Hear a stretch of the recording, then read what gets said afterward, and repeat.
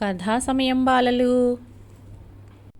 Hi పిల్లలు, ఈరోజు మనం చెప్పుకోబోయే కథ పేరు నక్క జిత్తులు ఒంటె ఎత్తులు. అనగనగా ఓ నదిని ఆనుకుని చిట్టడవి ఉండేది.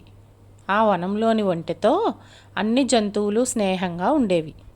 అది నక్కకు నచ్చలేదు. దీంతో ఒంటిపైన అక్కసు పెంచుకుంది.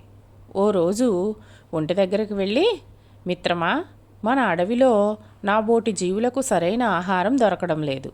ఈ నది ఆవల తీరంలో చాలా కుందేళ్ళు, ఉడతలు, మిడతలు, చేపలు, పీతలు ఉన్నాయట. నాకు ఈత రాదు కాబట్టి నన్ను నువ్వే తీసుకెళ్ళాలి. అయినా నాకేమీ ఊరికే సహాయం చేయాల్సిన అవసరం లేదు. అక్కడ చక్కని చెరకు తోటలున్నాయి, వాటిని నీకు చూపిస్తానులే అంది నక్క.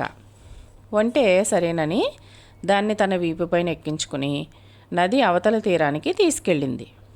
నక్కకు అక్కడ కడుపు నిండా తిండి దొరికింది. ఒంటెకు చెరుకు తోటను చూపించింది. కానీ అది తింటుండగా కావాలని ఊలబెట్టింది.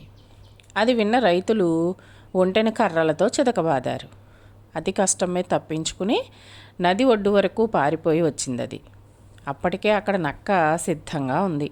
వెంటనే ఒంటెపైకి ఎక్కి కూర్చుంది. బాగా తిన్నావా మిత్రమా, రా ఇక మనం మన అడవికి వెళ్ళిపోదాం అందది. ఒళ్ళంతా దెబ్బలతో ఉన్న ఒంటె అతి కష్టంగా ఈదసాగింది. నది మధ్యలోకి రాగానే ఒంటె నక్కతో, అవును, ఇంతకు నువ్వు ఎందుకు ఊళ్ళ పెట్టావు అని అడిగింది. ఓ అదా, కడుపు నిండగానే అలా అరవడం అలవాటు, లేకపోతే నాకు అజీర్తి చేస్తుంది అంది నక్క. ఓహో అలాగా, సరే కానీ ఆ రైతులు నన్ను కొట్టడం వల్ల నేను కడుపు నిండా తినలేకపోయాను.